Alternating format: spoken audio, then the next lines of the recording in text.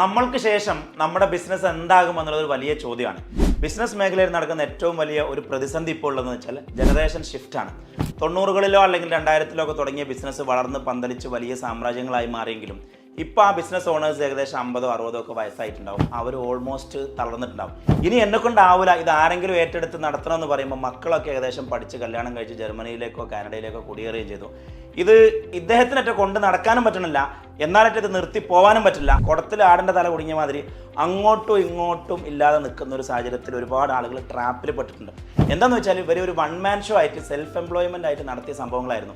അതിനൊരു സിസ്റ്റമോ പ്രോസസ്സോ അതല്ലെങ്കിൽ സംവിധാനമോ ഒരു ഓർഗനൈസേഷൻ സ്ട്രക്ചറോ ഒന്നും ഇല്ലാതെ കൊണ്ടുപോകുന്നതിന് തന്നെ ഇദ്ദേഹം ഇല്ലാതെ ഇത് നിലനിൽക്കില്ല. ഇദ്ദേഹത്തിൻ്റെ കാലശേഷം ഈ ബിസിനസ്സിന് ഒരു മരണം എന്നുള്ളത് വേറെ ഓപ്ഷൻ ഇല്ല എന്നുള്ളൊരു സാഹചര്യമാണുള്ളത്. അത് അവരുടെ മാത്രം ലോസ് അല്ല. ആക്ച്വലി ആ ഒരു ബിസിനസ് സാമ്രാജ്യം പോകുമ്പോൾ മൊത്തം അതിലുള്ള സ്റ്റാഫിന് ജോലി നഷ്ടപ്പെടും, അതുപോലെ തന്നെ സമൂഹത്തിനും അതുകൊണ്ടുള്ള ഒരുപാട് ബെനിഫിറ്റ്സ് നഷ്ടപ്പെടും.